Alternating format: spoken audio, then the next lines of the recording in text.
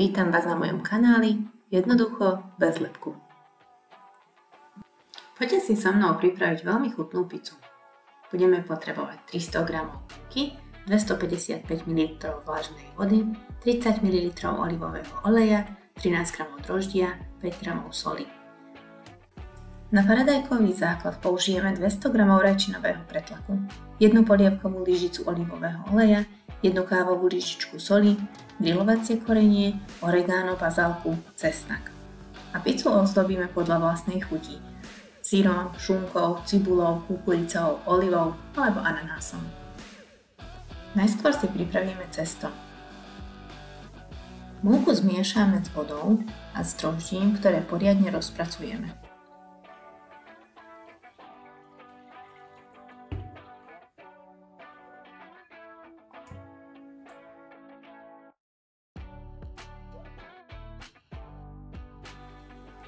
Misku na kysnutie si zatvoríme a necháme 10 minút odpočívať.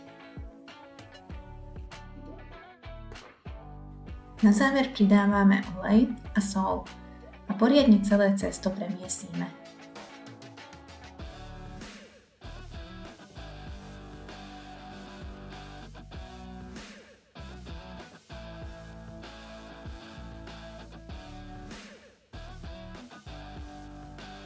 Hotové je vtedy, keď sa začne odliepať od okrajov misky.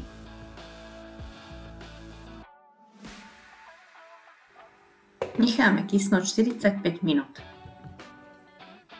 Pripravíme si paradajkový základ. K rajčinovému pretlaku pridáme olivový olej, sol, cesnak a koreniny, bazálku, oregano, grilovacie korenie. Všetko poriadne premiešame a odložíme do chladničky. Keď nám cesto nakyslo, vyklopíme si ho na pomúčnenú dosku a ešte raz si ho poriadne prepracujeme. Rozdelíme si ho na 4 rovnaké časti. Každú časť si vyvalkáme na veľkosť plechu. Tie moje majú priemer 28 cm.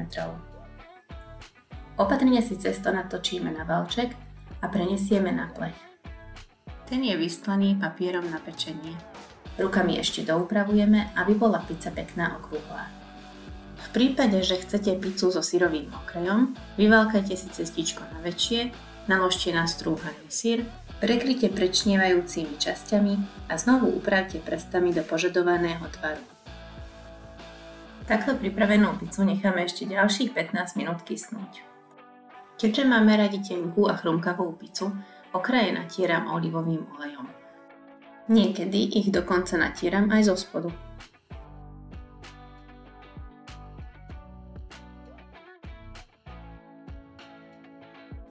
Rajčinový základ si rozdelíme na 4 rovnaké časti.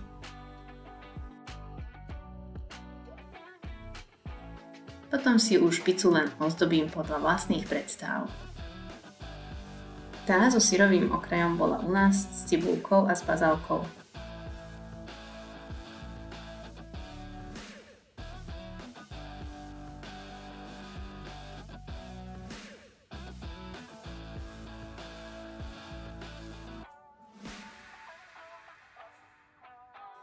Ďalšia kukuricová.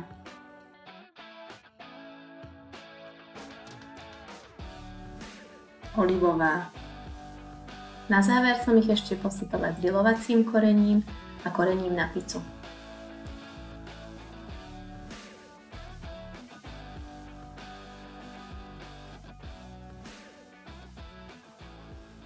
A posledná bola šunkovo-ananásová.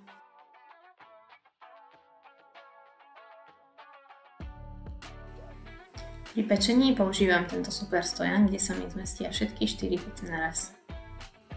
Počas pečenia nesmiem zabúdať, aby som ich premiestňovala, keďže moja rúra nepečie všade rovnako. Najskôr pizzu pečiem 10 minút na 200 stupňoch.